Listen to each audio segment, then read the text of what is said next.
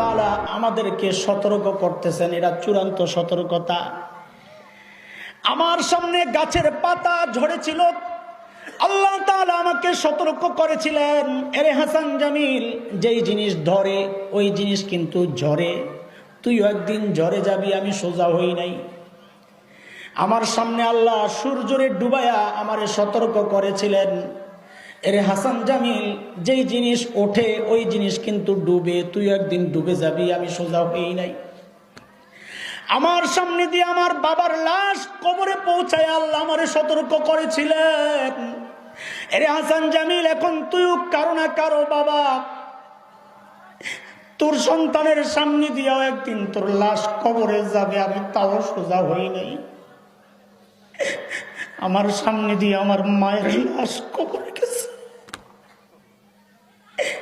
আল্লাহ আমারে সতর্ক করেছিলেন, এরে হাসান জামিল, তোর লাশও একদিন কবরে যাবে। আমি সোজা হই নাই। এইবার দাড়ি আর চুলের মধ্যে পাকন ধরছে। মানে কি? এরে বাবা, মানে কি? ও মা, মানে কি?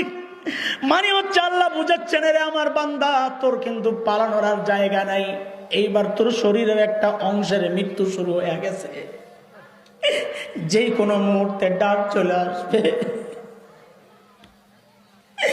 এর যুবক ভাই আমার, বুড়া হওয়ার আগে আগে যৌবনকে কাজে লাগাও, নাইলে আমার মতো চিৎকার করে করে কান্দা কোনো কাজ হবে না।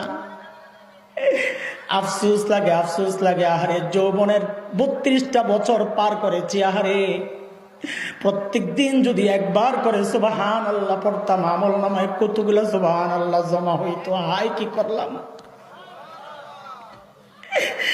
আরে, প্রত্যেক দিন যদি 2 রাকাত নফল নামাজ পড়তাম, আমল নামায় কতগুলো নামাজ জমা হতো।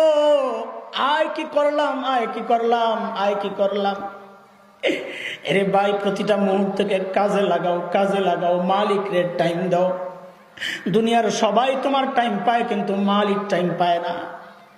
ফেসবুককে টাইম দেওয়ার টাইম তোমার হাতে আছে, ইউটিউবকে টাইম দেওয়ার টাইম তোমার হাতে আছে, খেলোয়াড়দেরকে টাইম দেওয়ার টাইম তোমার হাতে আছে, নায়ক নায়িকাকে টাইম দেওয়ার টাইম তোমার হাতে আছে, বন্ধু বান্ধবের সাথে আড্ডা দেওয়ার জন্য টাইম তোমার হাতে আছে। বড় আফসোস আর আফসোস যে মালিক এত এত নেয়ামত দিচ্ছেন, ওই মালিকের টাইম দেওয়ার সময় তোমার হাতে নাই।